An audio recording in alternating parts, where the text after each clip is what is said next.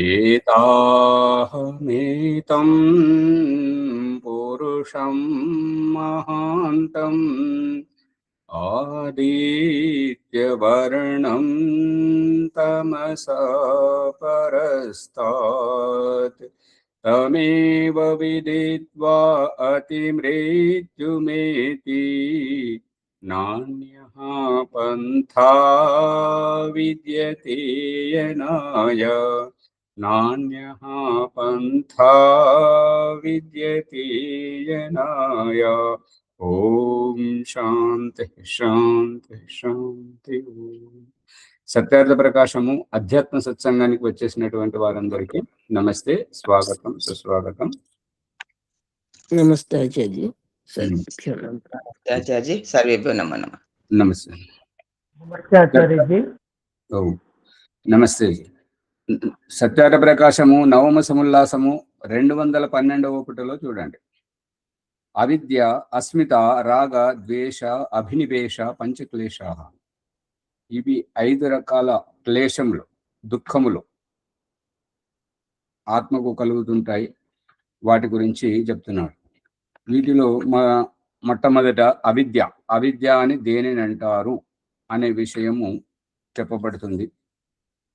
అవిద్య స్వరూపము పూర్వమే చెప్పబడినది. అంటే ఇదివరకు చెప్పాము కదా. ఏమని చెప్పనైనది అని అంటే,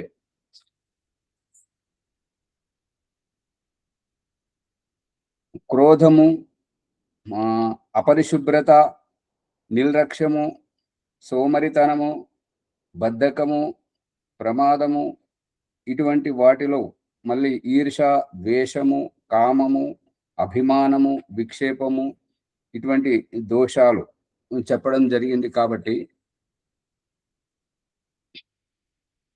అవిద్య అంటే జ్ఞానం రహితం. అవిద్య అంటే బుద్ధి విరుద్ధం. అవిద్య అంటే తెలివి తక్కువ తనం. అవిద్య అంటే నాకు నచ్చింది, నీకు నచ్చని నచ్చకపోని, నాకు నచ్చింది, నా ఇష్టం. అవిద్య అంటే ఒంటెద్దు పోకడ. అవిద్య అంటే ఎవరిని లెక్క చేయకపోవడం. అవిద్య అంటే ఎక్కువగా బుద్ధిహీనమైనటువంటి వ్యవహారం. అస్మిత అంటే ఉనికి. అస్మి అని సంస్కృతంలో అసభువి ధాతువుతోటి ఉత్తమ పురుష వచనము అస్మి. అస్మి అంటే ఉన్నాను, ఉనికి, అస్తిత్వం.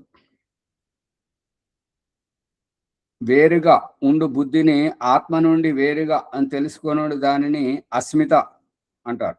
అంటే ఇప్పుడు మనం పోలుస్తున్నాం కదా రోజు పూర్వాభ్యాసంలో, ఈ దేహము నేను కాదు, ఈ స్త్రీ పురుష తత్వము నేను కాదు, ఈ ఇంద్రియాలు నేను కాదు, ఈ మనస్సు నేను కాదు, ఈ రక్త మాంసాలు ఎముకలు, ఈ అస్థిపంజరము నేను కాదు, నేను ఎవరిని అనేటువంటి ప్రకరణంలో ఈ యొక్క దేహం నుండి ఆత్మను వేరు చేసి మనము ఏదైతే తెలుసుకుంటున్నామో ఆ యొక్క గర్భాధానములో పురుషుని శరీరం నుండి శుక్రకణముగా వస్తున్నటువంటిది ఈ జన్మించిన తర్వాత ఆయువు పర్యంతం జీవించి ఆయువు అయిపోగానే ఈ దేహం నుంచి చ అని పోవడం, చనిపోవడం, ఈ మృతదేహాన్ని జవదాటిపోతున్నటువంటి ఆత్మతత్వం ఎక్కడో పంచమహాభూతాల గుండా ఆ అన్నపానీయములతోటి పురుషుని శరీరం వరకు వచ్చి ఈ మృత శరీరాన్ని దాటి ఇంకెక్కడో అంతుపట్టని మనకు తెలియని లోకాలకు వెళ్ళిపోతున్నటువంటి చైతన్య తత్వం, ఆత్మ ఉనికి. దీనిని అస్మిత అంటున్నారు. అంటే ఒక యాత్ర చేయడానికి యాత్రికుడు బస్సు ఎక్కి తన గమ్యస్థానం రాగానే దిగిపోయినట్టుగా ఈ యొక్క మృతదేహాన్ని వదిలేసి, మృత శరీరాన్ని వదిలేసి వెళ్ళిపోయేటువంటి తత్వం. అందుకే చ అని పోయాడు, చనిపోయాడు, పోయేవాడు పోయాడు, వాడికి చావు లేదు. ఈ యొక్క మధ్యలో తల్లి గర్భంలో ఎదిగినటువంటి ఈ పిండం ఈ యొక్క మృతదేహంగా మన ముందే ఉంటుంది. మధ్యలో వచ్చింది, మధ్యలో ఊడిపోతుంది. ఈ మధ్యలో ఊడిపోయేదానిది ఒక అస్తిత్వము. ఇక పంచమహాభూతాలు, అన్నవౌషధులు పురుషుని శరీరంలోని శుక్రకణం ద్వారా వచ్చి ఈ మృత శరీరాన్ని దాటిపోతున్నటువంటిది అది నేను అంటే ఆత్మతత్వం. ఆ ఆత్మ ఉనికి వేరు, ఈ శరీర ఉనికి వేరు. ఇక్కడ ఆత్మ గురించి చర్చ జరుగుతుంది కాబట్టి ఆ చైతన్య తత్వంది అస్తిత్వం, ఉనికి అనేది అస్మిత అనబడుతుంది. సుఖమున ప్రీతికి రాగం అంటే మనకు అనుకూలమైనటువంటి దాన్ని ఇష్టపూర్వకంగా చేస్తుంటాం కాబట్టి దానిని రాగము.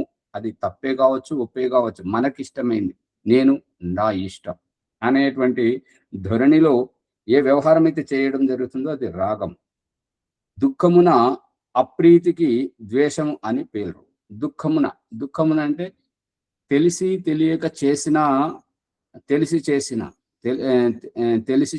తెలియక చేసిన విరుద్ధ వ్యవహారం దుఃఖదాయకం. సానుకూలమైనటువంటిది ప్రీతిదాయకం. సానుకూలమైనటువంటిది రాగము, విపరీతమైనటువంటిది దుఃఖం. అర్థమవుతుందా? అవుతుంది ఆచార్య.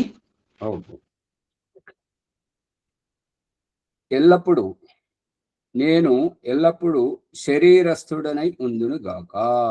ఇప్పుడు ప్రతి వ్యక్తి, ప్రతి ప్రాణి చావు నుంచి ఎందుకు, ఆపద నుంచి ఎందుకు రక్షించుకోవడానికి ప్రయత్నం చేస్తుంది అని అంటే, నేను ఈ దేహమును, నాది ఈ జన్మ, నేను ఎప్పుడు ఈ శరీరాన్ని పట్టుకొనే ఉంటాను అనేటువంటి అభిప్రాయంతో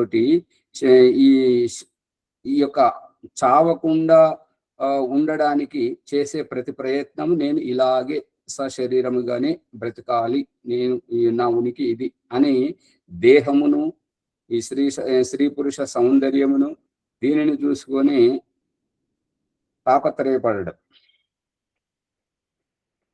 చావకుండా ఉందును గాక అను కోరిక సర్వ ప్రాణులకు ఎల్లప్పుడూ ఉంటుంది.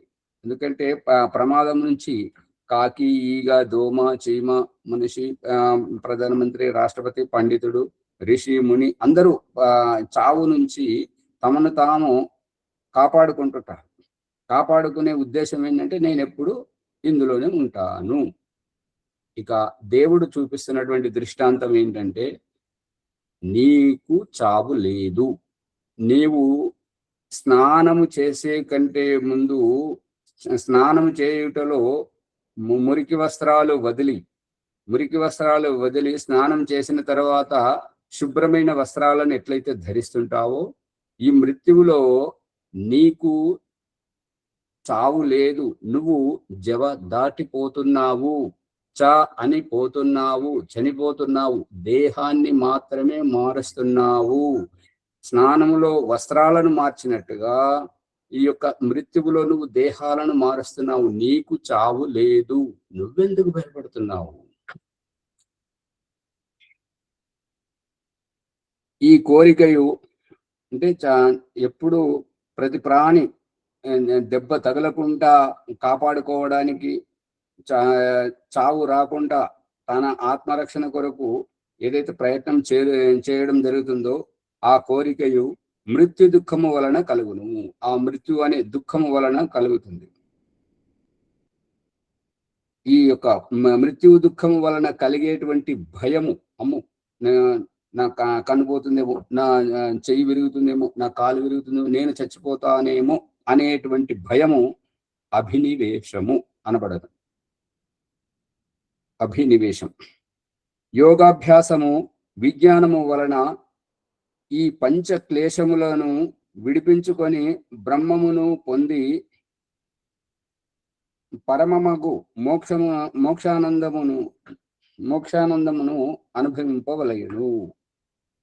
యోగాభ్యాసం చేస్తున్నప్పుడు, యోగాభ్యాస రీతితోటి మనము సాధన చేస్తున్నప్పుడు విజ్ఞానము వలన అంటే, విజ్ఞానము ఏంటి అంటే, అంతా మన ముందే జరగాలి, అంతుపట్టకూడదు.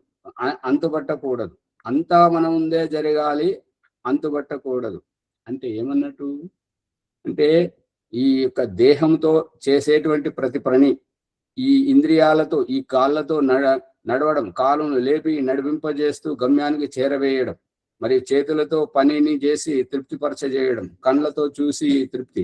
ఈ ఇంద్రియాలతో చేస్తున్నటువంటిది ఎవరు? ఈ ఇంద్రియాలే చేస్తున్నట్టయితే, ఈ దేహమే చేస్తున్నట్టయితే మృతదేహం ఎందుకు చెయ్యదు? ఇంకా వాళ్ళు కాష్టం మీద పెట్టినప్పుడు జీవగంజి పేరుతోటి నోట్లో పాలు పోసిన ఎందుకు తాగట్లేదు?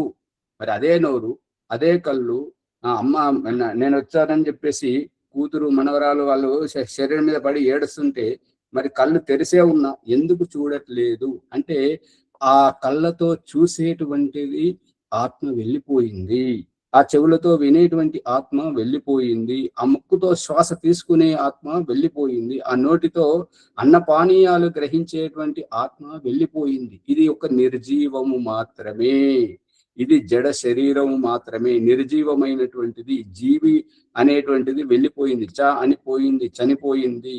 ఇక ఇది ఈ బ్రతికున్న నాళ్ళు మనము ఎవరినైతే, ఏ శరీరంనైతే, ఏ రూపురేఖలనైతే చూసి అమ్మ, నాన్న, కూతురు అని ఏ అనుబంధం అయితే పెంచుకున్నామో ఆ అనుబంధములోంచి, ఆ అనుబంధయుక్తంగా ప్రేమగా మనతోటి ఉన్నటువంటి వారు శత్రుత్వంగా మనతోటి ఉన్నటువంటి ఆ ఆత్మ వెళ్ళిపోయింది. ఇది కేవలం కళేబరము మాత్రమే, ఇది శవము మాత్రమే అనేటువంటి ఈ యొక్క రహస్యాన్ని విజ్ఞానం అంటుంటారు. ఈ యొక్క విజ్ఞానాన్ని తెలుసుకున్నప్పుడు, ఈ విజ్ఞానం ద్వారా ఈ పంచ క్లేశములను విడిపించుకుని ఇప్పుడు చావు అనేటువంటిది ఎవరికి? చావు అనేటువంటిది ఎవరికి? దేహానిక, ఆత్మక? వాహనములో చూపిస్తున్నటువంటి దృష్టాంతం ఏంటంటే, నడిపేటువంటి వారికి ఏమీ అవ్వదు, వారు లోపల, వాహనం లోపల ఉంటుంటారు కాబట్టి ఏ ప్రమాదమైన వాహనానికి తగులుతున్నట్టుగా భగవంతుడు ఈ వాహనం ఆవిష్కరణ ద్వారా వేదంలో వాహనాల విజ్ఞానం, విమానాల విజ్ఞానం గురించి వేదంలో చెప్పినప్పుడు దానిని ఆ వేదం చదివి మనం ఆవిష్కరించుకున్నటువంటి ఈ బస్సు, రైలు, ఆటో, విమానము, పడవ, ఈ యొక్క వాహనం, మనం వాహనంలో ఉంటాము, వాహనాన్ని ఢీ కొడుతుంది. ఏదొచ్చినా కూడా మనం కూడా వెళ్ళి ఒక చెట్టుకో, రాయికో, దాని రెండు మార్గాలను వేరు చేసేటువంటి, దాన్ని ఇంగ్లీష్లో డివైడర్ అంటారు కదా, దాన్ని గుద్దుకునేటువంటిది, నడపరాక గుద్దుకునేటువంటిది, గుంతలో పడేటువంటిది, ఇదంతా చేసేది మనం. కానీ ప్రమాదం వాహనానికి జరుగుతుంది. ఇక వాహనంలోంచి అది నడవరానప్పుడు దాన్ని విడిచిపెట్టి వెళ్ళడం, లేదంటే మన గమ్యం చేరుకున్న తర్వాత దాన్ని ఇంటి ముంగటే వదిలేసి మనం ఇంట్లోకి వెళ్ళడం. ఈ యొక్క వెళ్ళిపోయేటువంటి తత్వం ఆత్మతత్వం, గాయపడ్డటువంటి తత్వం, క్షతవిక్షతం అవుతున్నటువంటి తత్వం, ఈ యొక్క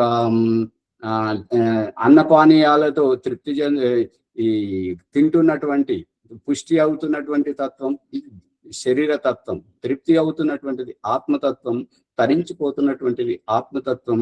ఈ యొక్క సుఖ దుఃఖాలకు అతీతంగా ఉన్నటువంటి వారికే బ్రహ్మప్రాప్తి లభిస్తుంటది. బ్రహ్మప్రాప్తి లభించినటువంటి వారికి జీవనముక్తి లభిస్తుంటుంది. అప్పుడు ఆత్మగా అనబడుతుంది, కానీ జీవాత్మ అనబడదు. జీవం పోసుకొని దేహధారణ చేస్తున్నప్పుడు దేహధారణం కారణంగా, ఆ జీవనము కారణంగా జీవాత్మ అనబడుతుంటది. ఇప్పుడు చిట్ట చివరికి ఈశ్వర ప్రాప్తి, బ్రహ్మప్రాప్తి లభించినప్పుడు ఈ జీవనముక్తి ఈ జీవితాన్ని వదిలేసి ఆత్మగానే వెళుతుంది. ఇది ఎలాగో అనంటే, గర్భాధానంలో వచ్చినటువంటి శుద్ధమైనటువంటి ఆత్మ శుక్రాన్ని ఆశ్రయించినందువల్ల శుక్రకణం అనబడుతుంది. ఇక స్త్రీ శరీరం నుండి వచ్చేటువంటి ఆ రజస్సు, ఈ పురుష శరీరం నుండి వస్తున్నటువంటి ఈ వీర్యం, ఈ రజవీర్యాల సంయోగంతో ఏర్పడుతున్నటువంటి పిండము శరీరముగా ఎదిగినప్పుడు ఆ శరీరం యొక్క ఆయుష్ అయిపోయిన తర్వాత ఈ శరీరంలోంచి ఆత్మ చనిపోతుంది, జీవితాన్ని వదిలేస్తుంది. గుడ్డులోంచి పిల్ల బయటకు వచ్చినట్టుగా భగవంతుడు చూపిస్తున్నాడు. గుడ్డులోంచి పిల్ల ఎట్లయితే బయటకు వస్తుంటుందో ఈ మృత్యువులో ఈ దేహం నుండి ఆత్మ ఆ విధంగానే బయటకు వస్తుంటుంటది. ఈ బయటకు వెళ్ళిపోయేదానికి చావు లేదు. ఈ బయట ఈ పగిలిపోయే గుడ్డుకు నాశనం ఉన్నది, కానీ బయటకు వస్తున్నటువంటి ఆ పక్షి జాతికి చావు లేదు. అదే విధంగా ఈ మృతదేహం నుంచి బయటకు వెళుతున్నటువంటి ఆత్మకు నాశనం లేదు, ఆత్మకు చావు లేదు, ఈ యొక్క దేహానికి మాత్రమే చావు. చావు అంటే ఏమిటి? ఆత్మ శరీరం, ఆత్మ శరీరం ఈ రెండింటి యొక్క సంయోగము జన్మ, వియోగము మృత్యువు. సంయోగము జన్మ, వియోగము మృత్యువు. అంటే ఇప్పుడు ఆట ఆడుతున్నప్పుడు అవుట్ అవుట్ అని ఇంగ్లీష్ పదం వాడుతుంటారు. అవుట్ అంటే ఏంటంటే నువ్వు దొరికిపోయావు, పట్టుబడ్డావు, చచ్చిపోయావు, నీకు ఆడడానికి అర్హత లేదు అని మైదానం నుంచి బయటకు తోసేయడం. ఆడడానికి అర్హత లేదు, అవుట్ అని అని ఏదైతే వ్యవహారం చేస్తుంటారో ఈ చావులో ఆత్మ శరీరాన్ని విడిచిపెట్టి పోతుంది అంతవరకే. అందుకని ఈ దుఃఖం ఎవరికి కలుగుతుంది అంటే దేహంలో ఉన్నప్పుడు, దేహాన్ని పట్టుకున్నప్పుడు, దేహమే నేను అనుకున్నప్పుడు దుఃఖం. నేను దేహము కాదు, నేను దేహము కాదు, నేను చైతన్య ఆత్మతత్వమును అని ఎప్పుడైతే గుర్తించడం జరుగుతుందో, ఎప్పుడైతే ఈ చైతన్య ఆత్మతత్వం తన ఉనికిని తెలుసుకొని ఈశ్వర ప్రాప్తి గురించి, ఈశ్వర ప్రాప్తికి ఈశ్వరుడు చూపిస్తున్న దృష్టాంతం ఏంటంటే, ఏ రకంగానైతే భగవంతుడు నిరాకార స్వరూపుడైనటువంటి భగవంతుడి నుండి నిరాకార స్వరూపమైనటువంటి జీవాత్మలు వెలువడి వస్తున్నాయి. ఆ రహస్యాన్ని ఈ పిండ సృష్టిలో దేహధారి అయినటువంటి శారీరకంగా ఉన్నటువంటి ఈ పురుష శరీరం నుండి గర్భాధానంలో శుక్రకణముగా అంటే రూపముగా, ఆకృతిగా, పురుష శరీరము ఆకృతిదే, పురుష శరీరం నుండి వెలువడుతున్నటువంటి శుక్ర సంయోగంలో వస్తున్నటువంటి కణం, శుక్ర కణము, అది కూడా రూపంతో వస్తుంది. ఆ రకంగా గర్భంలోకి వచ్చిన తర్వాత తన కర్మానుసారంగా స్త్రీగా పుట్టాలా, పురుషుడిగా పుట్టాలా, కుంటివాడుగా పుట్టాలా, గుడ్డివాడుగా పుట్టాలా, ఈ యొక్క కర్మఫల అనుసారంగా దేహాన్ని తయారు చేసుకొని పుట్టిన తర్వాత చూపిస్తున్నాడు ఏమని అంటే, నువ్వు పుట్టే కంటే ముందు నీవు నిరాకారుడవు, నేను నిరాకారుడనైనటువంటి నా నుండి వచ్చినటువంటి నీవు నన్ను చూడాలనుకుంటున్నావా? ఇదిగో చూడు, నువ్వు పిండముగా, రూపముగా నువ్వు పుట్టినప్పుడు నీ తండ్రి శరీరం నుండి నువ్వు పుడుతున్నావు, పుట్టిన తర్వాత ఇదిగో నాన్న. నిరాకారానికి నిరాకారం చూపిస్తున్నాడు, సాకారానికి సాకారం చూపిస్తున్నాడు. అందుకని ఈ వైదిక సిద్ధాంతం ఎటువంటిది అని అంటే, ఎప్పుడైతే మనకు ఈ పిండ వ్యవస్థ మనకు అర్థం కాలేదో బ్రహ్మాండాన్ని చూడాలి, బ్రహ్మాండ వ్యవస్థ అర్థం కాకపోతే ఈ పిండంలో చూడాలి. మన రూపురేఖలను దర్పణంలో చూసుకొని సవరించుకున్నట్టుగా ఈ యొక్క బ్రహ్మాండ విషయం, పిండ విషయం అర్థం కాకపోతే వేదం చదవాలి. వేదం చదివినప్పుడే ఈ పిండ విషయం, బ్రహ్మాండ విషయం అర్థమవుతుంది. అందుకని ఈశ్వర ప్రాప్తి అంటే ఇక్కడ ఈ ప్రసంగం అంతా ఎందుకు వస్తుంది అని అంటే, బ్రహ్మ ప్రాప్తి, ఈశ్వర ప్రాప్తి అనేది వస్తుంది. ఎలా అని అంటే, భగవంతుడు చూపిస్తున్న దృష్టాంతం ఏంటంటే, తండ్రి ఉంటేనే నువ్వు వస్తున్నావు, పుడుతున్నావు. కాబట్టి ప్రతి ఒక్కరి చేత అడిగిపిస్తున్నాడు. మనము ఎవరైనా ఇంటికి వెళ్ళినప్పుడు కానీ, ఎవరైనా మన ఇంటికి వచ్చినప్పుడు కానీ అడిగేటువంటి మొట్టమొదటి ప్రశ్న ఏంటి? ఎవరు? మనం చెట్టంతా మనిషిని ఎదురుగా నిలబడుతుంటాం, తలుపు కొట్టగా వాళ్ళు తలుపు తీసి చెట్టంతా మనిషిని మనల్ని చూస్తుంటారు. అయిన ప్రశ్న ఎవరు? చిన్నపిల్లవాడు బడికి వెళ్తున్నప్పుడు మొట్టమొదట ఆ ప్రవేశం ఇస్తున్నప్పుడు అక్కడ ఎవరు అనేటువంటిది, అంటే ఈ కనిపిస్తున్నటువంటిదంతా ఊడ్చిపడేయడం, కనబడనటువంటి పరోక్ష గుర్తింపు. అంటే ఇప్పుడు ఆధార్ కార్డు ఇప్పుడు మనకి ఎట్లయితే ఉందో, ఆ ఆధార్ కార్డు చెప్తుంది. మనం నోటితోటి ఎంత చెప్పినా మన మాటలు వినరు, తుడిచిపడేయడమే ఆధార్ కార్డు ఆధారంగా. ఇదంతా ఏంటంటే ప్రత్యక్షం కాదు, పరోక్షాన్ని పట్టుకో. పరోక్షాన్ని ఎలా పట్టుకోవాలి? ఇదిగో నాన్న కంటేనే నువ్వు పుట్టుకొచ్చావు, అందుకే నువ్వు ఎవరు అని అన్నప్పుడు మొట్టమొదట నీ కులము, గోత్రము, తాత, తండ్రి, వారి ద్వారా నీ పరిచయం అని ఇది పిండ సృష్టిలో ఎట్లయితే తెలుసుకుంటున్నావో, దేవుడు లేకుంటే ఈ సృష్టి లేదు, దేవుడు లేకుంటే ఈ 84 లక్షల జన్మలు లేవు అనేటువంటి రహస్యాన్ని నువ్వు విజ్ఞానపరంగా తెలుసుకో. వీటన్నింటి మూలంలో బ్రహ్మ నీకు లభిస్తుంటాడు. ఇప్పుడు ఇది ఎట్లా అని అంటే, నువ్వు ఎట్లా పుట్టావు? మా నాన్న ఆయన ఎట్లా పుట్టాడు? వాళ్ళ నాన్న. ఆయన ఎట్లా పుట్టాడు? వాళ్ళ నాన్న. ఈ రకంగా వెనుక తవ్వుకుంటూ పోతుంటే సృష్టికి మూలంలో ఈశ్వరుడు ఉన్నాడు అనే తత్వాన్ని, ఈశ్వరుని పట్టుకోవాలి.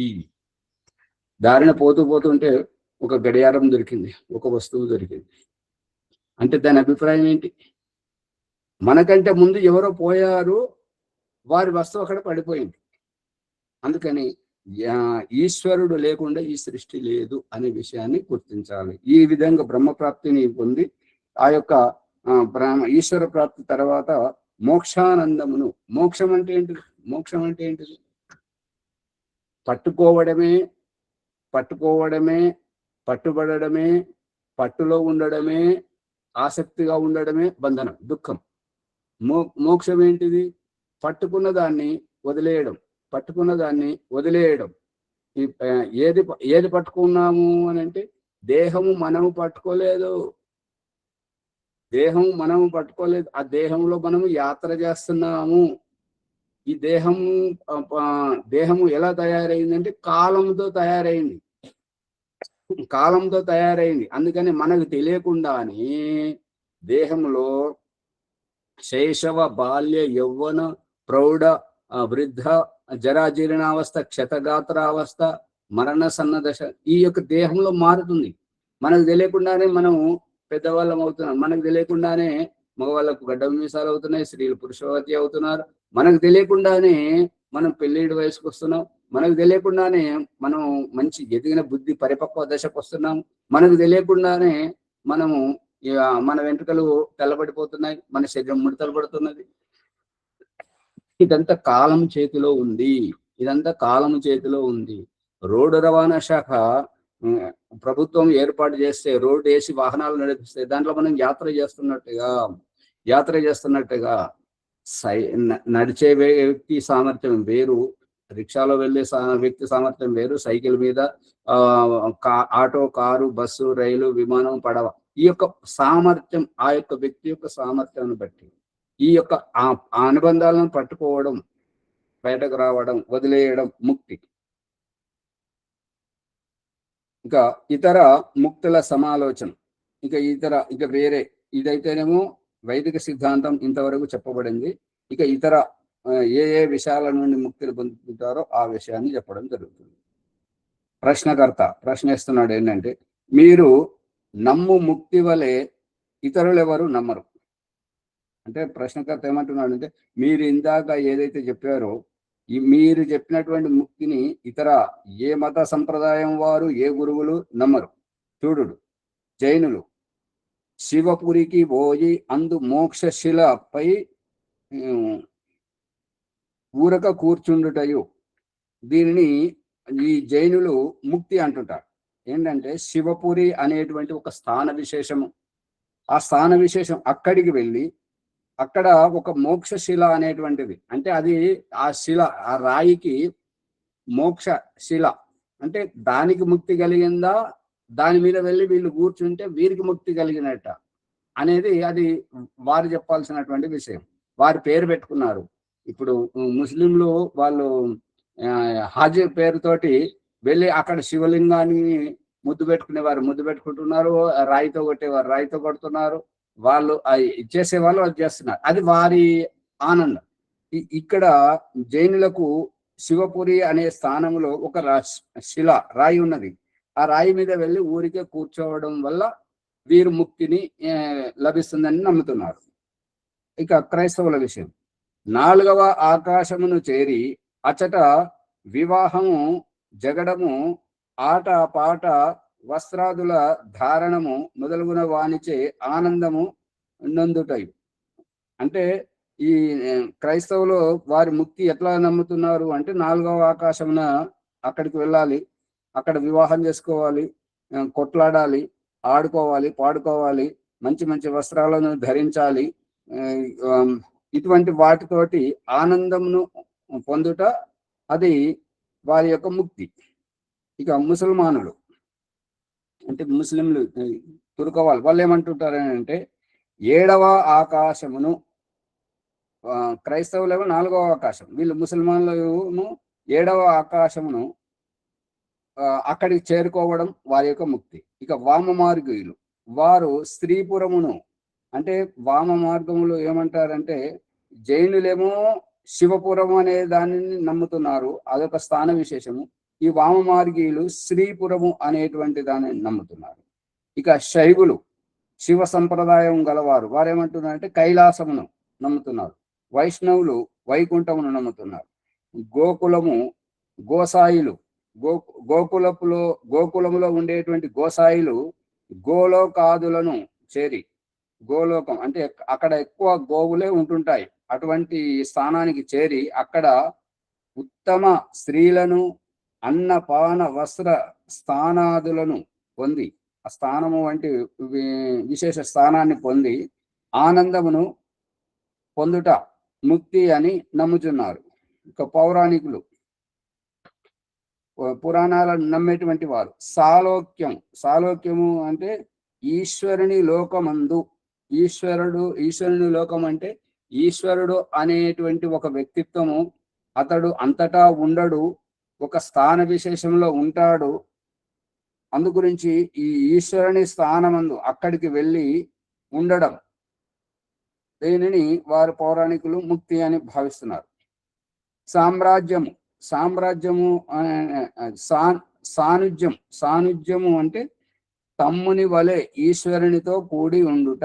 తమ్ముని వలె అంటే మనము పెద్దన్నలం అవుతుంటాము, మన పెద్దన్నలం అయినప్పుడు మన తమ్ముడు వచ్చి మనతో ఎట్లయితే వ్యవహారం చేస్తుంటాడో, మనము అక్కడికి వెళ్ళి ఈశ్వరునితో పాటు తమ్మునిగా వ్యవహారం చేయడం ముక్తి అనేటువంటిది అభిప్రాయం. సారూప్యం ఉపాసనీయ దేవుని ఆకృతి వలె అంటే ఇప్పుడు ఈ యోగ ప్రశిక్షకులు ఏమంటుంటారు అని అంటే, యోగ సాధన చేసేటప్పుడు పతంజలి మహర్షి చెప్పేటువంటిది ఏంటంటే తత్ర ప్రత్యయ ఏకతానత ధ్యానం, ఆ యొక్క ధ్యాన స్థితిలో సమాధి స్థితిలో నిరంతరంగా కొనసాగటమే ఏకతానత అంటే ఇంకొక దృష్టి రాకుండా, ఇంకొక అభిప్రాయం రాకుండా, ఏకతానత అంటే నిరంతరంగా. ఇప్పుడు మన సెల్ ఫోన్ మాట్లాడుతుంటే ఆ సిగ్నల్ ఉంటే నిరంతరంగా కొనసాగుతూ ఉంటుంటది, మన బ్యాలెన్స్ ఉంటే నిరంతరంగా కొనసాగుతూ ఉంటుంటది. అదే బ్యాలెన్స్ అయిపోయినప్పుడు, సిగ్నల్ పోయినప్పుడు సెల్ ఫోను మాట్లాడుతుంటే మధ్యలో ఎట్లయితే కట్ అయిపోతుంటుందో ఆ విధంగా కాకుండా ఏకతానత నిరంతర ప్రవాహమానంగా ఏకతానత ధ్యానం, ఆ నిరంతరంగా కొనసాగేటువంటి స్థితిని ధ్యానం అని పతంజలి మహర్షి చెప్తున్నాడు. ఇంకొక సందర్భంలో నిర్విచార వైశారథి అధ్యాత్మ ప్రసాద, నిర్విచార స్థితికి తీసుకెళ్ళి, విచారం అంటే ఇది మంచిది, ఇది చెడ్డది, ఇది నాకు ఇష్టం, ఇది నాకు ఇష్టం లేదు, ఇటువంటి ఏ విషయమైనా సరే విషయము లేని స్థితిని ఈ అధ్యాత్మ ప్రసాదం ధ్యానముగా పతంజలి మహర్షి ప్రకటిస్తున్నాడు. ఈ యొక్క యోగ సాధకులు ఎవరైతే యోగాచార్యులు, యోగ టీచర్లు అని చెప్పేసి ఎవరైతే సమాజంలో మనకు నేర్పిస్తుంటారో వాళ్ళు ఏమంటారంటే, కళ్ళు మూసుకొని నడుము చక్కగా పెట్టి, మెడలు చక్కగా పెట్టి, కళ్ళు మూసుకొని మీ ఇష్టదేవుని తలుసుకోండి. ఇష్టదేవుడు అనేటువంటిది విషయం. ఇక్కడ పతంజలి మహర్షి చెప్తున్నటువంటిది ఏంటంటే నిర్విచార స్థితి, విచారరహితం.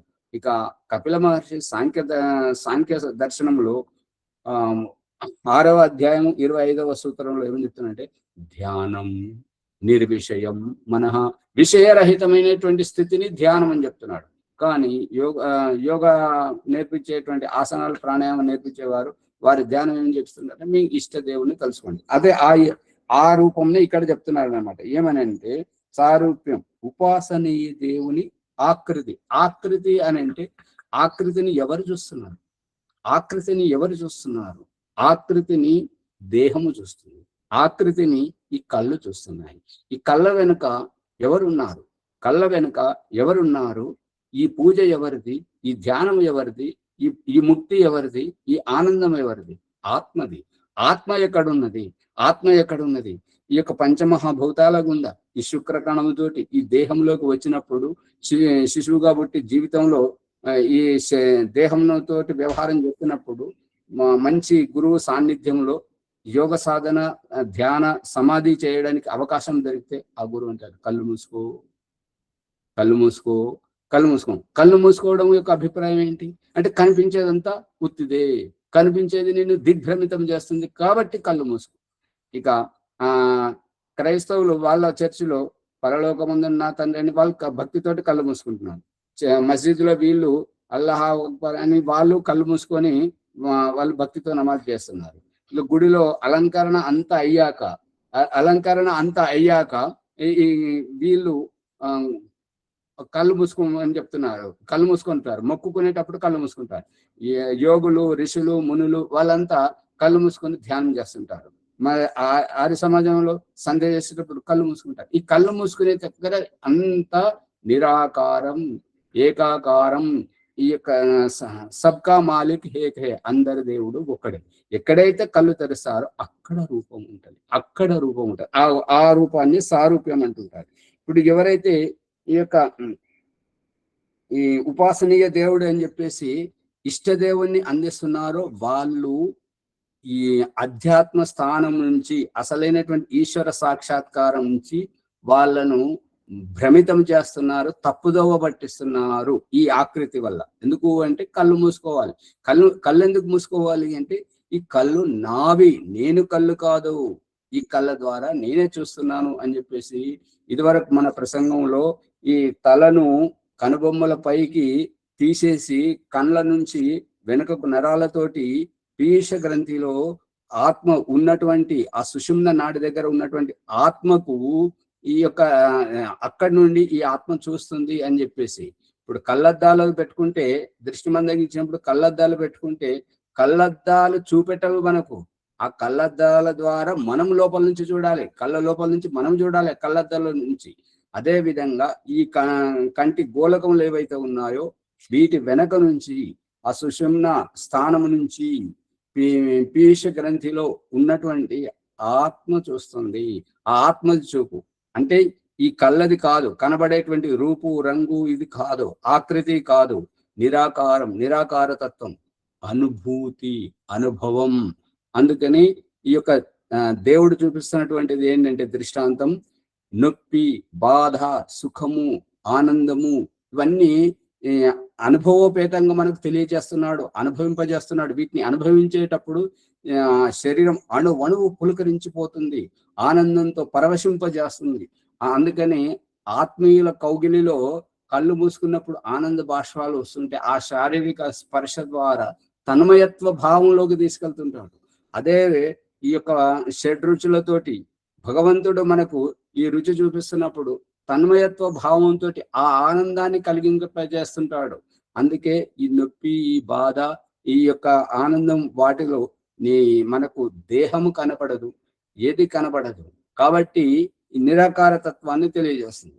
ఇక ఈ ఆకృతి రూపం అయితే సారూపం, ఏదైతే కులదేవత రూపం, ఏదైతే విగ్రహ రూపం, ఏదైతే కంటికి కనపడే రూపం ఏమిటి అంటే చక్షువుల రూపం.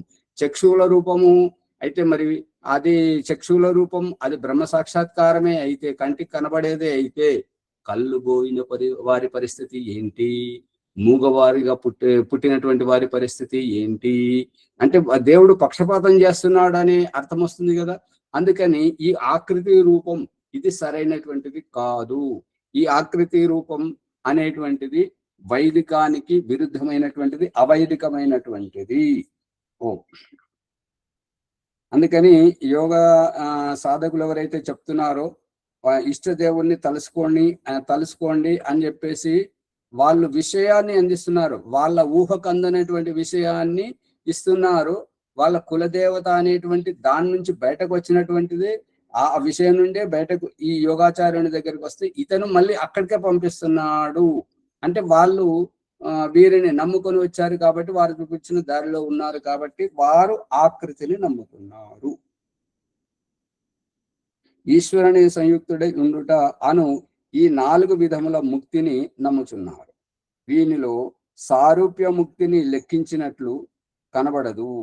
సారూప్య ముక్తి, సారూప్యం అంటే ఇప్పుడు ఏమంటారంటే, నీవు సత్యనారాయణ వ్రతకథ చేసి ప్రసాదం గనక పుచ్చుకున్నట్టయితే సశరీరముగా సశరీరంగా వైకుంఠానికి వెళ్తావు, నీకు ముక్తి లభిస్తుంది అని ఒక చోట, ఇంకొక చోట నువ్వు ఈ ఫలానా పని చేసావని అంటే సకుటుంబ సమేతంగా నీవు వైకుంఠానికి వెళ్తావు అని చెప్తుంటారు. అంటే మంచి కర్మ చేసేది ఇతను, ఆ కుటుంబంలో వాళ్ళు ఎన్ని కుళ్ళుపోతూ తనాలో ఎంత చరిత్రహీనంగా ఇంక ఏ చెడు పనులు చేసినా కూడా అవేవి లెక్కించబడవు. ఎందుకంటే ఇతను మంచి పని చేశాడు కాబట్టి సకుటుంబ సమేతంగా ఇతను ముక్తికి వెళ్తాడని చెప్పి వాళ్ళు నమ్మిస్తుంటారు. అది మీరు ఆలోచించుకుంటారు. సారూప్య ముక్తిని లెక్కించినట్లు కనబడదు. సమాధానముగా సారూప్యముక్తిని గూర్చి ఏమీయూ చెప్పలేదు. వేదాంతులు బ్రహ్మలో లయమగుటయే మోక్షంగా తలచుతున్నారు. ఏమైంది ఆయనకు అంటే శివైక్యమైపోయాడు, బ్రహ్మలీనమైపోయాడు. ఆయన బతుకున్నాళ్ళు ఎప్పుడూ ఆ బ్రహ్మను తలుచుకోలేదు, ఎప్పుడూ ఆ శివుని ఉపాసించలేదు. కానీ చావంగానే మాత్రం వారికి ఊతడం జరుగుతుంటది. ఏంటంటే బ్రహ్మలీనమైపోయాడు, శివైక్యమైపోయాడు అని చెప్పేసి నమ్మిస్తుంటుంటారు. ఇక వీటన్నింటికి దయానంద సరస్వతి సమాధానం చెప్తుంటాడు. ఉత్తరం చూడండి. 12వ సముల్లాసమందు జైనులయు, 13వ సముల్లాసమందు క్రైస్తవులయు, 14వ సముల్లాసమందు ముసల్మానులయు ముక్తి మొదలగుగా గల మత విషయములు వ్రాయబడును. 12వ సముల్లాసంలో జైనుల గురించి, 13వ సముల్లాసములో క్రైస్తవుల గురించి, 14వ సముల్లాసములో ముస్లింలు తుర్క వాళ్ళ గురించి రాయబడుతుంటది, వారి మత విషయాలు. వామ మార్గులు స్త్రీపురమునకు పోయి మద్యము త్రాగుచు మాంసమును తినుచు లక్ష్మి వంటి సుందరమైన స్త్రీలను పొంది క్రీడాదులను సల్పుట ముక్తి అనుచున్నారు. వామ మార్గులు శ్రీపురం అనే స్థాన విశేషానికి పోయి మద్యము తాగడం, మద్యం అంటే కళ్ళు సారాయి తాగడం, మాంసమును తినడం, లక్ష్మి వంటి అందమైనటువంటి స్త్రీలను పొంది వారితోటి క్రీడాదులు సల్పట. క్రీడలు అంటే ఆటలు అంటే కామము ఉత్తేజపరచడం, అటువంటివి. దీనినే వాళ్ళు ముక్తి అని భావిస్తున్నారు. ఆ ముక్తి ఈ లోకమున జరుగు భోగ విలాసాదుల కంటే మంచి, ఈ లోకమున జరుగు భోగ విలాసములకు మించి విశేషముగా ఏమీ లేదు. అంటే ఇప్పుడు వాళ్ళు శ్రీపురానికి పోయి ఇవన్నీ చేస్తున్నారు, కానీ మన ఇంటి చుట్టూ మన బంధువులలో ఉన్నటువంటి మనం చూస్తున్నటువంటి వాళ్ళు ఇక్కడ కూడా మద్యపానం చేస్తున్నారు, మాంసం తింటున్నారు, వ్యభిచారం చేస్తున్నారు. మరి ఆ శ్రీపురం యొక్క విశేషం ఏమున్నది అనేటువంటిది దయానంద సరస్వతి యొక్క అభిప్రాయం. అదే విధంగా మహాదేవుని వంటియు విష్ణువు వంటియు ఆకృతి గలవారై పార్వతి వంటియు లక్ష్మి వంటియు స్త్రీలతో కూడి ఆనందము అనుభవించుట ముక్తి అన్న ఇక్కడి ధనాఢ్యులైన రాజాదుల భోగ విలాసముల కంటే అక్కడ ముక్తి యందు ఇంతయే అధికము ఉన్నట్లు వ్రాయిచున్నారు. అంటే ఇప్పుడు ఏంటంటే శైవులు గాని వైష్ణవులు గాని, శైవులు పార్వతిది మరియు వైష్ణవులు లక్ష్మీదేవి వంటి స్త్రీలతో కలిసి ఆనందాన్ని ఈ యొక్క ధనాఢ్యులైనటువంటి వారు రాజ మహారాజులు ఏ సుఖాన్ని అయితే అనుభవిస్తున్నారో అది ఇక్కడే జరుగుతుంది కదా. మరి దీని గురించి ఈ మాత్రం దానికి అక్కడికి వెళ్ళి ఇవన్నీ చేయాల్సినటువంటి అవసరం ఏంటి?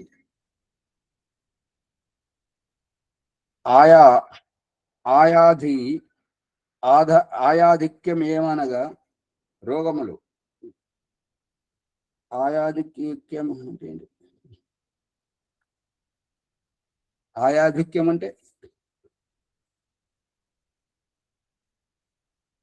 అంటే ఇటువంటివన్నీ ఎన్నైతే ఉన్నాయో, ఈ యొక్క మద్యపానం చేయడం మరియు ఈ యొక్క జూదం ఆడడం కానీ, ఇంకా వ్యభిచారం చేయడం కానీ, ఇటువంటి వాటితోటి రోగములు లేకుండా యువావస్థలో ఎల్లప్పుడూ ఉండుట, కానీ ఈ రోగములు లేకుండుట యువావస్థలో ఎల్లప్పుడూ ఉండుట ఉద్దేశంతో వీళ్ళు ఇవన్నీ చేస్తుంటారు. కానీ వారి ఈ మాట సత్యము కాదు. అంటే ఎప్పుడు మనం యువాస్థలో ఉండడానికి చాలా ప్రయత్నాలు చేస్తుంటాం. కానీ మన వెంట్రుక పన్నెప్పుడు ఊడిపోతుందో మనకు తెలియదు. మన వెంట్రుకలు ఎప్పుడు తెల్లబడతాయో మనకు తెలియదు. మన కాలు చేతులు ఎప్పుడు విరిగిపోతాయో మనకు తెలియదు. మన దృష్టి ఎప్పుడు పోతుందో తెలియదు. శరీరం ఎప్పుడు ముడతలు పడుతుందో తెలియదు. తెలుస్తుందా మీకు ఎవరికన్నా? ఊరికే కూర్చుంటున్నారు. తెలియదు. అందుకని ఇదంతా ఒట్టిదే మాట అని చెప్పేసి దయానంద సరస్వతి అభిప్రాయం. ఎలా అనగా ఎక్కడ భోగము అక్కడ రోగము. ఎక్కడైతే సుఖభోగాలు ఉంటాయో ఇప్పుడు ఏమని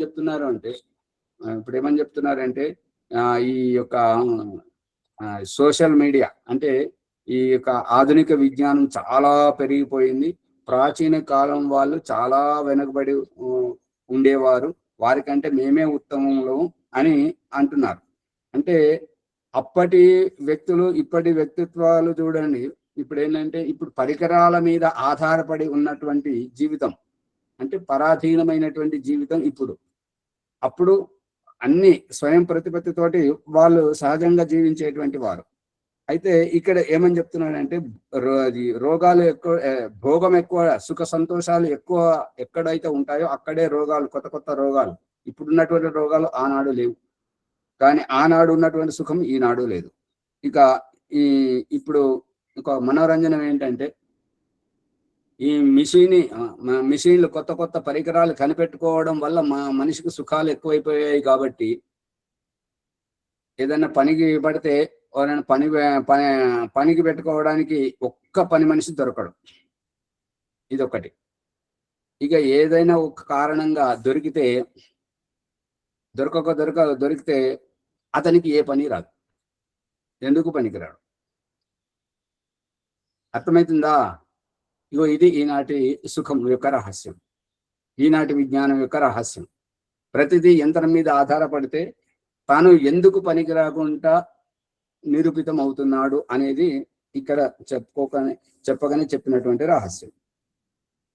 ఎక్కడ రోగమో అక్కడ వార్ధక్యం, అంటే ఎక్కడైతే రోగం ఉంటుంటుందో అక్కడ వార్ధక్యం అంటే వృద్ధాప్యము, ముసలితనము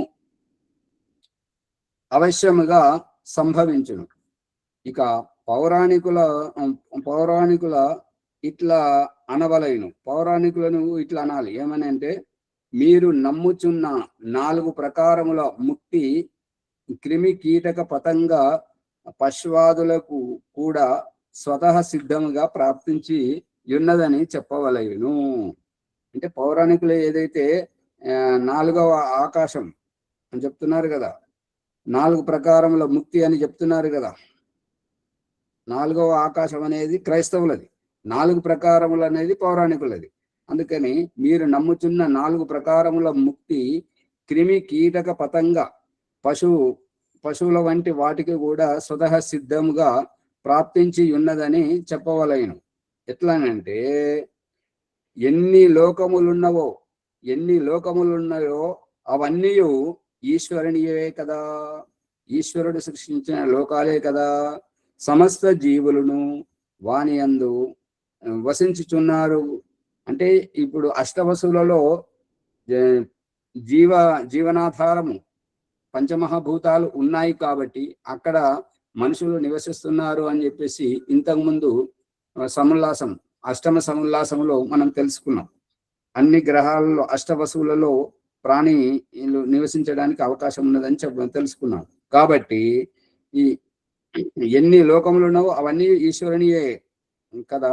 సమస్త జీవులను వాని యందు నివసించుచున్నారు. కాబట్టి సాలోక్య ముక్తి అంటే సాలోక్యం అంటే ఏంటంటే ఒక స్థాన విశేషం, ఒక ప్రదేశ విశేషము.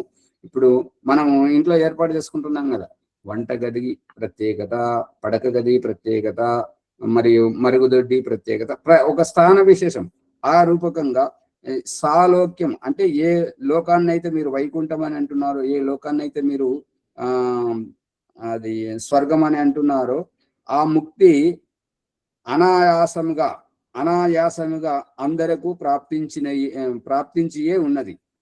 ఎందుకు అని అంటే మీరు ఇక్కడికి వెళ్ళి అక్కడికి వెళ్ళినప్పుడు మీకు ముక్తి అని అంటున్నారు, కానీ అక్కడే నివసిస్తున్నటువంటి వారికి వాళ్ళకు దోమలు గరుస్తున్నాయి కదా, వాళ్ళకు ఈగలు గరుస్తున్నాయి కదా, అక్కడ పశువులు ఉన్నాయి కదా, అక్కడ వాళ్ళు పాలు తాగుతున్నారు కదా, అక్కడ అన్ని ఉన్నాయి కదా, మరి వారికి సహజంగానే లభిస్తుంది కదా. ఈశ్వరుడు సర్వత్ర వ్యాప్తుడై ఉండుట వలన ఎల్లరూ అతని సమీపముననే ఉన్నారు. అంటే భగవంతుడు అంతటా వ్యాపకుడై ఉన్నాడు కాబట్టి అందరూ అతని సమీపముననే ఉన్నారు.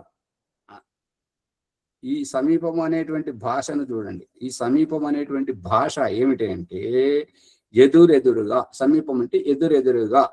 కానీ ఈ ఈశ్వరుడు ఎట్లా ఉన్నాడు అంటే సత్వరజస్తమసాం సమయవస్థ ప్రకృతి మహాన్ మహతోర అహంకారాత్ పంచ తన్మాత్రాన్ని ఉభయమింద్రియం మనః పురుష ఇది దయానంద సరస్వతి వ్యాఖ్యానించింది ఏంటంటే పురుష ఇది జీవాత్మ పరమాత్మశ్చ.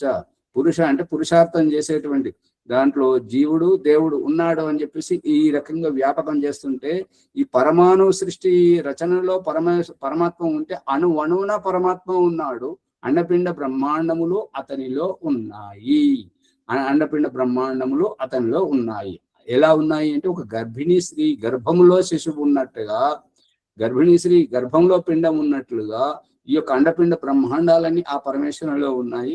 ఆ విధముగా ఎదురెదురుగా, ఆ విధముగా సమీపమున.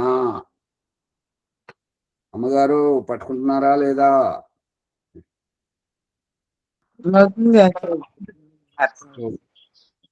అర్థమవుతుంది. ఒక ప్రశ్న గురుజీ. అడగండి. గురుజీ, ఇప్పుడే పరమాత్మ ప్రతి చోట ఉన్నాడని ఇదివరకే మీరు చెప్పారు. ఇప్పుడు ఈ మధ్య కాలంలోనే మనం కొన్ని వీడియోలు చూస్తున్నాము. భగవంతుడి యొక్క విగ్రహం పైన ప్రతి కణకణంలో భగవంతుడు ఉన్నాడు. మహమ్మదులు ఏం చేస్తున్నారంటే విగ్రహం పైన, హనుమంతుడి విగ్రహం పైన మూత్ర విసర్జన చేస్తున్నారు. మరి అక్కడ భగవంతుడు అక్కడ శక్తి ఎందుకు చూపించట్లేదు? అక్కడ వేస్తే భగవంతుడు పవర్ ఉంది కాబట్టి ఆ భగవంతుడి దగ్గర వెళ్లకుండా ఉంటారు కదా ఈ మహమ్మదీయులు. దానికి ఒక పవర్ ఉన్నటువంటిది పాకిస్తాన్ లో ఒక మందిరం ఉంది. ఆ మందిరాన్ని ఎవరు ముట్టలేకపోతున్నారు. ఎందుకంటే అక్కడ ఏదో ఒక హాని చేయబోతుంటే అక్కడ ఏదో ఒకటి జరుగుతుంది కాబట్టి ఆ భయంతో ఆ ముస్లింలు అక్కడ వెళ్ళట్లేదు పాకిస్తాన్ లో ఉన్న గుడిలో. కానీ ఇక్కడ ఎందుకు జరగట్లేదు అలాగా? ఇప్పుడు దీనికి రహస్యం, దీంట్లో ఉన్న రహస్యం ఏమిటి అంటే అక్కడ ఏదో రహస్యము, ఏమీ రహస్యము అనేటువంటిది ఏది ఉండదు. అక్కడ ఆ మందిరం కట్టింది, ఇక్కడ ఈ మందిరం కట్టింది, అదే ఇసుక, మట్టి, రాళ్ళు, సిమెంట్ తోటి, అదే పంచ భౌతికమైనటువంటి దృశ్య రూపంతో నిర్మాణం అయింది. ఇక వాళ్ళు ఎందుకు పోలేకపోతున్నారు అని అంటే ఆ యొక్క రహస్యం అక్కడ ఏదో బలహీనత ఉంది. అది కనుక ఆ గుడిని కనుక వీళ్ళు ముట్టుకుంటే నాకు తెలిసినంత వరకు, మరి సత్యం ఏమిటనేది అది అక్కడ పరీక్షించినప్పుడే తెలుస్తుంది. నాకు తెలిసినంత వరకు నేను విన్నది ఏంటంటే ఆ గుడిని కనుక ముట్టుకుంటే అక్కడ హిందుత్వమే ఉండదు. అక్కడ ఏదైతే ఉన్నదో దాన్ని కదిలిస్తే వీళ్ళకు కూడా ప్రమాదం వచ్చేటట్టుగా ఉన్నది. ఎవరికి? ముస్లింలకు, అక్కడ చుట్టుపక్కల ఉన్నటువంటి వాళ్ళకు కూడా ప్రమాదం జరిగేటువంటిది ఉన్నది. ఇప్పుడు ఏంటంటే పెద్ద పెద్ద గోపురాలు కట్టినటువంటివి మనం ఇప్పుడు చిన్న రాయి పెట్టడానికే నానా అవస్థపడుతున్నాము.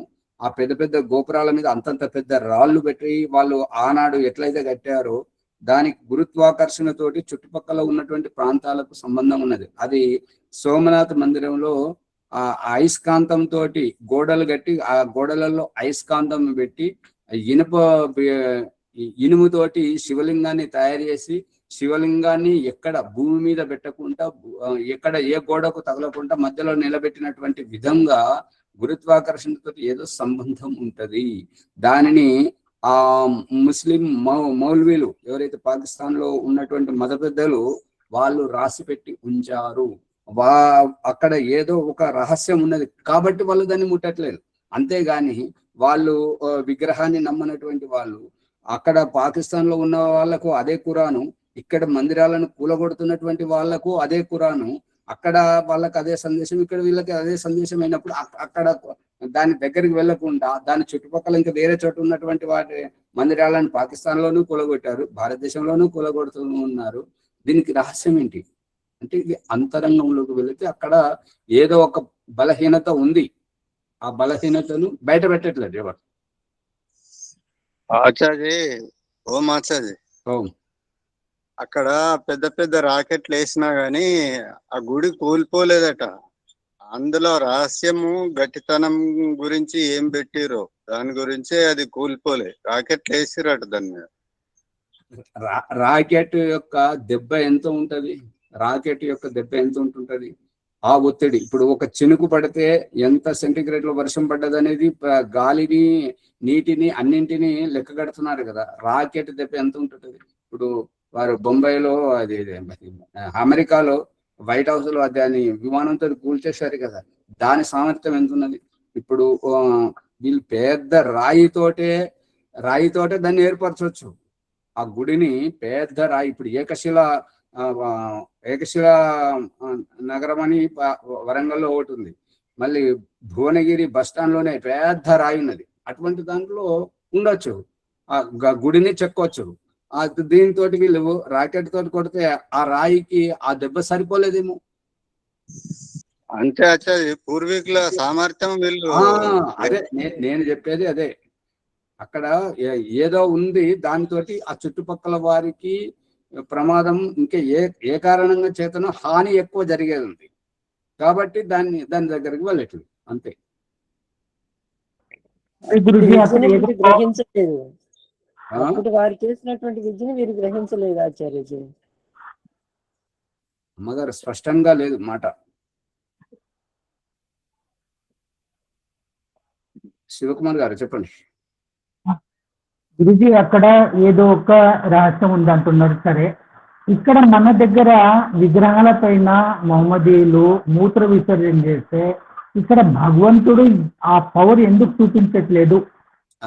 అది దీని రహస్యం అది సోమనాథ్ లో బయటపడింది. సోమనాథ్ లో ఏమని బయటపడింది అని అంటే, ఆ గజని ఎన్నిసార్లు ఆక్రమణ చేసినా కూడా ఆ సోమనాథ మందిరాన్ని ఏమి చేయలేకపోతుంటే ఆ పూజారిని పట్టుకొని ఏమన్నాడంటే, నువ్వే గనక నాకు ఈ గుడిలో వచ్చేటువంటి ఆ హుండీలో వచ్చేటువంటి ద్రవ్యం అంతా ఎక్కడ పెట్టారో చెబితే నీకు ఏ ప్రమాదం రాకుండా నిన్ను మా దేశం తీసుకెళ్తాను, నిన్ను బాగా చూసుకుంటాను అని చెప్పేసి అన్నాడు.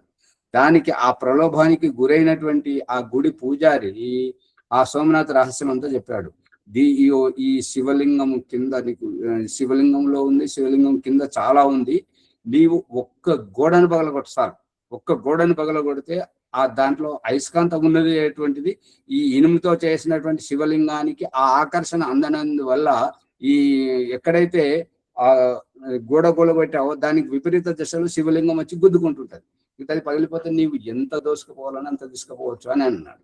సరే అదంతా అది కూలగొట్టి తీసుకుపోయేటప్పుడు ఆ పూజారి అన్నాడు, మరి నువ్వు పోతున్నావు, నీతో పాటు నన్ను తీసుకెళ్తా అన్నావు కదా, నేను కూడా వస్తున్నా, సిద్ధమయ్యాను అని అంటే అప్పుడు అన్నాడు, ఒరే దేశద్రోహి, నిన్ను కన్నటువంటి నీ దేశం, నీకు అన్నం పెట్టినటువంటి దేశం, దానికే నువ్వు ద్రోహం చేశావు, నువ్వు నా దేశానికి వస్తే నువ్వు నాకు సహకరిస్తావా, నాకు కూడా ద్రోహం చేస్తావు కదా అని చెప్పేసి అతన్ని కట్టేసి అతని ముంగటే అతని కూతురును అతని భార్యను బలాత్కారం చేసి ఆయన కొడుకులను అతన్ని చంపేసి ఆడవాళ్ళని తీసుకొని పోయాడు. వింటున్నారా శివకుమార్ గారు? వింటున్నాను గురూజీ, కానీ నా ప్రశ్నకు సమాధానం దొరకలేదు గురూజీ. అంటే ఇప్పుడు ఇక్కడ చెప్పాల్సిన రహస్యం ఏంటంటే, మన వాళ్ళే వాడికి ఇప్పుడు ఆ చెట్లను కొడుతున్నటువంటి గొడ్డలతోటి మొరబెట్టుకుంటే ఆ చెట్లు ఏమన్నాయంట, ఇది గొడ్డలి నువ్వు ఎందుకు కొడుతున్నావు మమ్మల్ని చెట్లు అని ఆ చెట్లు అడిగితే, గొడ్డలని అడిగితే, నేను కాదు బిడ్డ నేను కొట్టేది, నీ వాడొచ్చి నాకు కామగా ఉన్నాడు, ఆ కామ పట్టుకొని కొడితేనే కదా దెబ్బ తగిలింది, ఆ కామ లేకపోతే నాతోటి నీ చెట్లను నేను ఎట్లా కొడతాను అని గొడ్డలని. అర్థమైందా? అంటే గర్గభేదియా, మన ఇంటి గుట్టు విభీషణులు లాంటి వాళ్ళు ఉండడం వల్ల ఇవన్నీ జరుగుతున్నాయి. ఇది మీరు చెప్పేది కరెక్టే, కానీ నా ప్రశ్నకు సమాధానం దొరకలేదు గురించి. నా ప్రశ్న ఏంటంటే, సూటిగా అడగండి. కంకర్ కంకర్ కంకర్ కంకరమే శంకర్ హై అంటే భగవంతుడు సర్వవ్యాప్తుడు. కాబట్టి మనము విగ్రహం పెట్టుకున్నటువంటి విగ్రహంలో భగవంతుడు ఉన్నాడని మనం పూజిస్తున్నాం. ఆ విగ్రహం పైన ముస్లిము ధైర్యంగా మూత్ర విసర్జన చేస్తున్నాడు, అతనికి ఆ శిక్ష ఎందుకు దొరకట్లేదు? అక్కడ భగవంతుడు కామ్గా ఎందుకున్నాడు? అక్కడ సరే. చెట్టు ఎందుకు దొరకట్లేదు? సరే శివకుమార్ గారు, మీరు ఇంకా 7-8 వారం రోజులు ఉంటారు. ఇప్పుడు సమయం అయిపోయింది, చాలా అతీతం అయిపోయింది. మరి రేపు చెప్పుకుందాం ఇదే ప్రశ్న సమాధానం. మీరు రండి, ఎందుకంటే సమయం మర్యాదలో ఉండాలి. 6 గంటలకు మళ్ళీ వారి ఇళ్లలో వాళ్ళ పనులు చేసుకుంటారు కదా. సరే సరే ఆచార్యజీ. ప్రభాకర్ గారు ముందుకు తీసుకెళ్ళండి. ఓం సర్వేభ్యో నమస్తే. సత్యార్థ ప్రకాశం నవమ సముల్లాసం నుంచి మనము ఎన్నో ముఖ్యమైన విషయాలు నేర్చుకున్నాం. ముఖ్యంగా ఈరోజు పంచక్లేశముల గురించి, అవిద్య, అస్మిత, రాగం, ద్వేషం, అభినివేశం, ఈ పంచక్లేశములు, ఆ తర్వాత ఇతర ముక్తుల సమాలోచనములు, రకరకాల సంప్రదాయాలు, ఇతర మతస్థుల ముక్తి ఏ విధంగా ఉంటున్నది అనేది అనేక లోతైన విషయాలు, ఎన్నో ఉదాహరణలతో ఈ జ్ఞానాన్ని మనం ఆచార్య గారు అందించినందుకు వారికి ధన్యవాదములు. ఈ విషయాలు ఇంకా ఒకటికి 2 సార్లు విని ఇంకేమైనా సందేహాలు ఉంటే కామెంట్ బాక్స్లో ప్రశ్నల రూపంలో రాసి జ్ఞానాన్ని పెంచుకోవాలని కోరుతున్నాను. ఈరోజు కాబట్టి ఈ ఎపిసోడ్ని అందరం లైక్ చేద్దాం, షేర్ చేద్దాం, సబ్స్క్రైబ్ చేసి గంట సింబల్ నొక్కి ఈ జ్ఞానాన్ని అందరికీ అందించాలని కోరుతున్నాను. తర్వాత ఈరోజు వైదిక సంధ్య ఆదివారం పుష్పమ్మ గారిది ఉంటుంది. ఓం నమస్తే ఆచార్య. సర్వేభ్యో నమో నమః. అథ వైదిక సంధ్యా బ్రహ్మయజ్ఞము.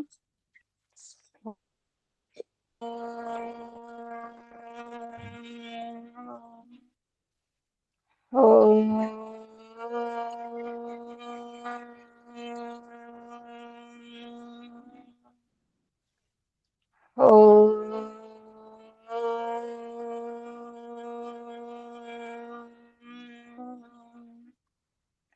పుట్టబోయే శిశువు ఆత్మభావన భగవంతుణ్ణి ప్రార్థిస్తుంది ఏమనగా, ఓం అమృతోపసరణమసి స్వాహ. ఓ అమృత స్వరూప, నా కోసం ఉపస్వరణంగా పరుచుకున్నావా స్వామి, ధన్యురాలిని. ఓం అమృతాపిధానమసి స్వాహ. ఓ అమృత స్వరూప, నా ఆత్మరక్షణకై ఆకాశ దుప్పటిగా ఆవరించావా స్వామి, ధన్యురాలిని. ఓం సత్యం యశః శ్రీర్మైశ్రీః శ్రయతాం స్వాహ. ఓ పరమేశ్వర, సత్యం, యశస్సు, ధనైశ్వర్యాలు మరియు బుద్ధి నన్ను ఆశ్రయించి నాలో ఉండునుగాక. గర్భంలో ఊపిరితో పాటు శిశువు యొక్క ఆకలి దప్పికలు అమ్మ చూసుకునేలా చేశావు స్వామి. ఇప్పుడు గర్భం నుండి బయటకు వచ్చాక అమ్మతో కలిసిన ఆ పేగు బంధాన్ని సైతం తెంచనైనందున శిశు అభ్యర్థన ఆచమన మంత్రం. ఓం షన్నో దేవీరభిష్టయా ఆపో భవంతు పీతయే శంయోరభిస్రవంతు నః. యజుర్వేదంలోనిది మంత్రం. 36వ అధ్యాయం 12వ మంత్రం. ఓ దివ్య స్వరూప, ఇష్టపూర్వకంగా సేవించే యోగ్య జలస్రావములను నాకు అందుబాటులో స్రవింపజేయము స్వామి. ఈశ్వరువాచ. తథాస్తు. అదిగో అమ్మ దగ్గరికి వెళ్ళి కమ్మని స్తన్యపానం చేయుము జీవాత్మ. ఓ పరమేశ్వర, నాకు తల్లి, తండ్రి మరియు ఆత్మీయుల సాన్నిధ్యపు పునర్జన్మను ప్రసాదించుము స్వామి. ఈశ్వరువాచ. తథాస్తు. స్వర్గ సుఖాన్ని ఏవగించి అసంతృప్తితో పోతున్నావు. ఆ జరా మరణ అసంతృప్తి దుఃఖ జన్మలలో ఒంటరిగా ఉండలేవు. కాబట్టి ఈ ఇంద్రియాల కాలక్షేపం నీకు ఊరట కల్పించునుగాక. అథ ఇంద్రియ స్పర్శ మంత్రములు. అక్రియ ధ్యానం.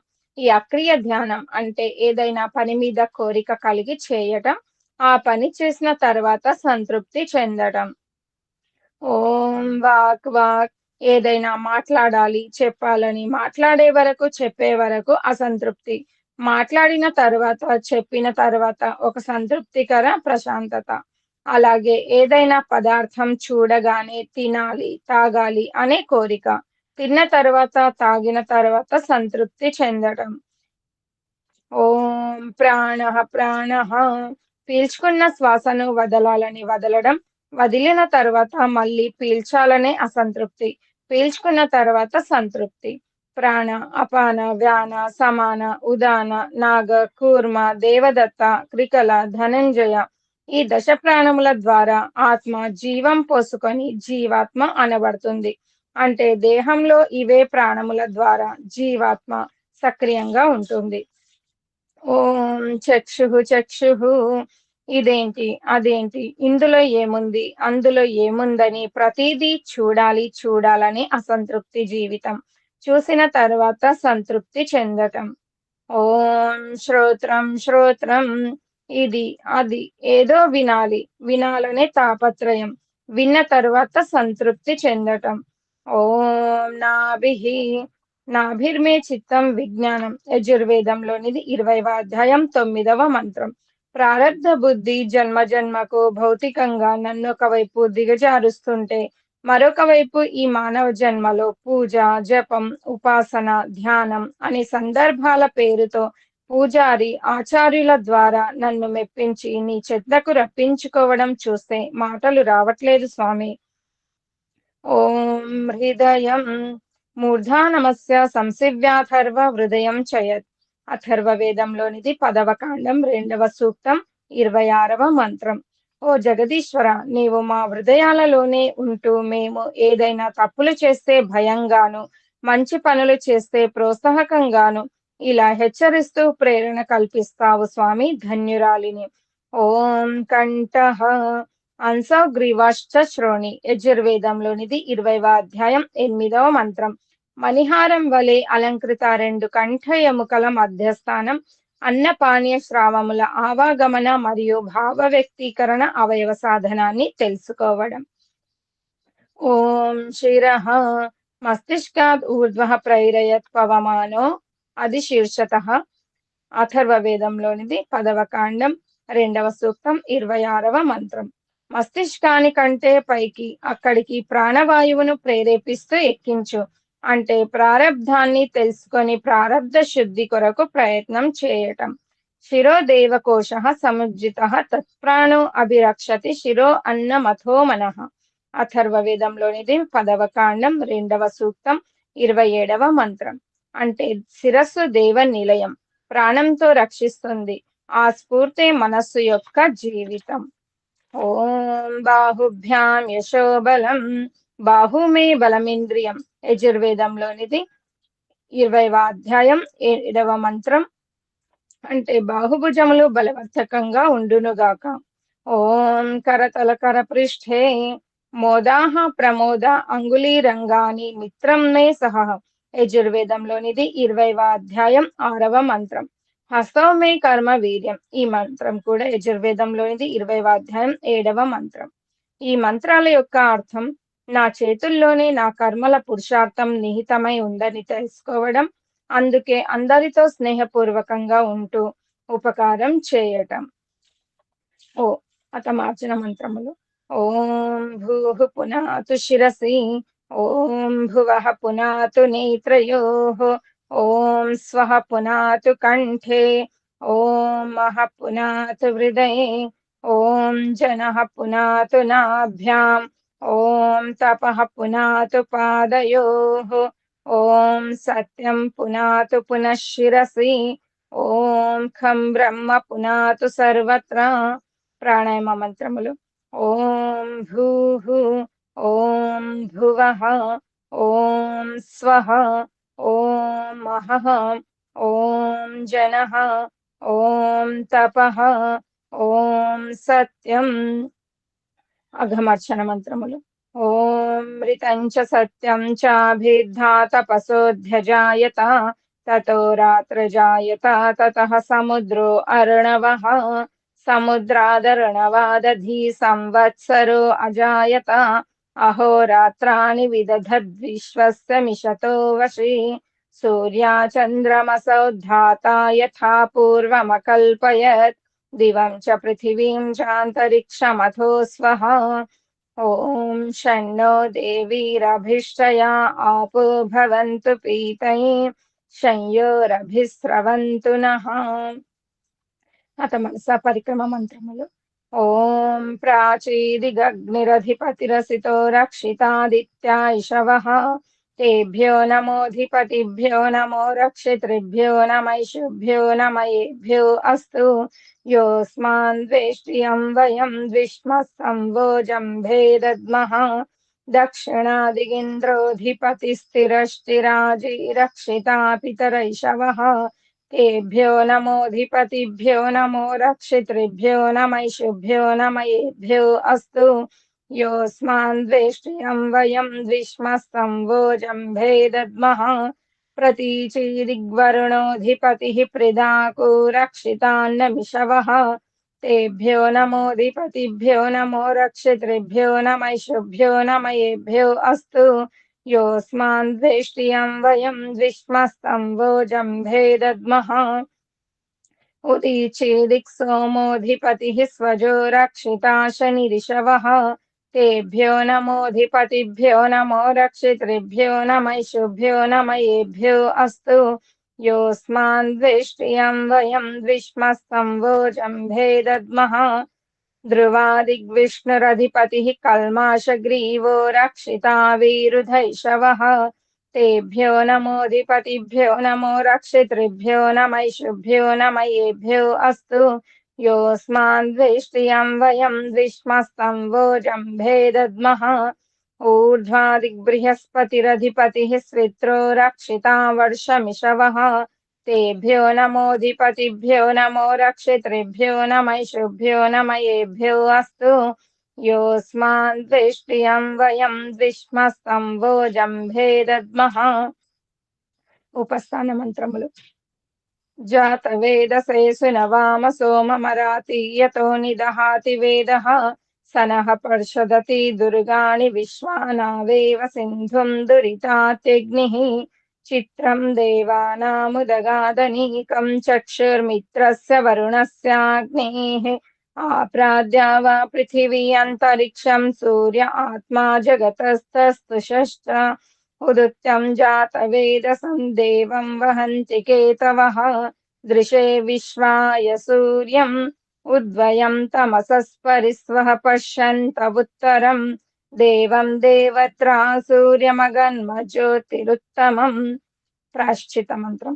తచ్చక్షుర్దేవహితం పురస్తాత్ శుక్రముచ్చరత్ పశ్యేమ శరదశతం జీవేమ శరదశతం శృణుయామ శరదశతం ప్రబ్రవామ శరదశతం అదీనాః శ్యామ శరదశతం భూయశ్చ శరదశతాత్. ఆచమన మంత్రం. ఓం షణ్ణో దేవీరభిష్టయా ఆపో భవంతు పీతయే శంయోరభిస్రవంతు నః. గాయత్రి మంత్రము. ఓం భూర్భువః స్వః తత్సవితుర్వరేణ్యం భర్గో దేవస్య ధీమహి ధియో యో నః ప్రచోదయాత్. సమర్పణ భావం. ఓ పరమేశ్వర దయానిధే, మీ కృప వల్ల జపోపాసనాది శుభకర్మములను చేసిన మేము ధర్మ అర్థ కామ మరియు మోక్షముల సిద్ధిని సత్వరముగా ప్రాప్తించుకున్నట్లు అనుగ్రహింపుము స్వామి. నమస్కార మంత్రం. ఓం నమః శంభవాయ చ మయో భవాయ చ నమః శంకరాయ చ మయస్కరాయ చ నమః శివాయ చ శివతరాయ చ. ఆచమన మంత్రం. ఓం షణ్ణో దేవీరభిష్టయా ఆపో భవంతు పీతయే శంయోరభిస్రవంతు నః. ఓం వేదిక సంధ్య బ్రహ్మయజ్ఞం. ఓం నమస్కారం. ధన్యవాదములు పుష్పమ్మ గారికి. తర్వాత శాంతి పాఠం. ఓం ద్యౌ శాంతి అంతరిక్షం శాంతి పృథివీ శాంతి ఆపశాంతి ఓషధయ శాంతి వనస్పతే శాంతి విశ్వే దేవా శాంతి బ్రహ్మ శాంతి సర్వం శాంతి శాంతిరేవా శాంతి सामा शान्तिरेधि। ओम शांति शांति शांति। ओम सर्वेभ्यो नमस्ते। ओम नमस्ते आचार्य जी, सर्वेभ्यो नमो नमः। ओम नमस्ते आचार्य, सर्वेभ्यो नमो नमः। ఓం నమస్తే.